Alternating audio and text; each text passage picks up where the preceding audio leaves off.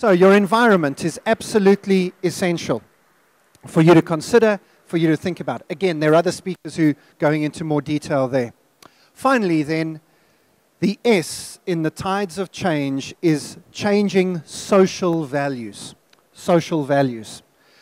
Values really are our expectations, what we expect out of life. And as I said right at the start, our expectations about what is normal are radically shifting. This is about what people expect, and it's about worldviews and mindsets. And the mindsets of people are changing. Our mindset, for instance, of what a career is, has changed dramatically in the last 10 to 15 years. My father thought, get a good job in a big company and stay there. That's a good career. That mindset has shifted dramatically. Our mindset around technology has changed. When I started work in the early 1990s at KPMG, KPMG had the best computers that I could imagine. I would go into work early and leave late just so that I could spend extra time on the computer. Now, most people go into the office and absolutely curse at the rubbish machines they have to use. And instead of sneaking stuff out of the office to take home, they try and sneak stuff into the office and put it on the computer. Little apps and Google Docs and things that you put onto your computer, if the IT guys will let you. What's the new normal with the people that you work with? Again, maybe just one or two things to think about. There's a lot more we could talk about here. One of the new normals is that we are heading into a globalized world, a world where we have to deal with so many different people from so many different cultures on a day-by-day basis. And it's not as simple as you think. This is happening between countries, but also in countries. One of my favorite National Geographic covers of talking about how women in India are changing dramatically. This new mindset must impact our industry. At the moment, there are about 1 billion consumers in the world. Your complete target market for conferencing right now is probably about 1 billion people. In the next 10 years, another 2 billion consumers will be added to that list. Think about it. It took 100 years for the first billion telephones to be installed. That took to 1990. It took 10 years to get the next billion people onto mobile phones. And now there are 3 billion people. It took 100 years or 120 years to get 1 billion motor cars. That's where we are today. With India and China coming on board with those small little nano, have you seen them? The Tata Nano car costs less than $1,000. They reckon that the next 1 billion cars will be sold in the next 10 years in India and China alone. If 1 billion people have the potential to come to conferences this year, in 10 years' time, there will be 3 billion people looking for meetings and conferencing. But they're not where you think they are, and that's why I've put the world upside down. By the way, I get standing ovations for this map in Australia. They love it. You've got to think developing world. You've got to think global south. You've got to think the east. And you can do it even as a small company. It's called the internet. You have access to the whole world. Maybe more scarily, the whole world has access to your market as well. There are other new mindsets, and we don't have time to go into detail there, but new mindsets like, what is a family? You know, if you had to draw a family today, I wonder what you would draw.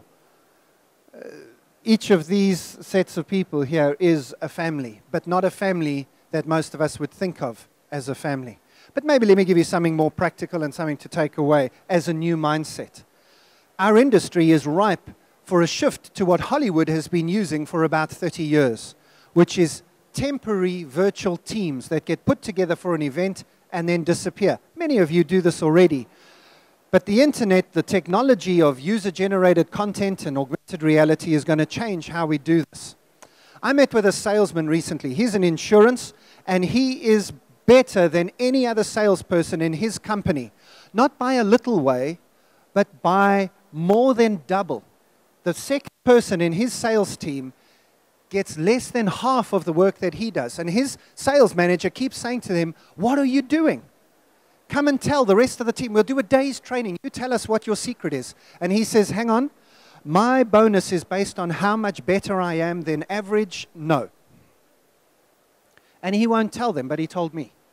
Very simply, he went onto a website called elance.com. It's like freelance, except it's elance.com. He went and he hired an admin assistant. In fact, he now has 2 admin assistants, secretaries, PAs.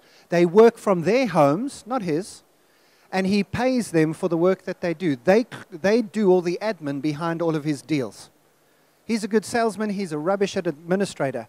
His company, a large insurance company in the city of London, doesn't know that he employs these 2 people.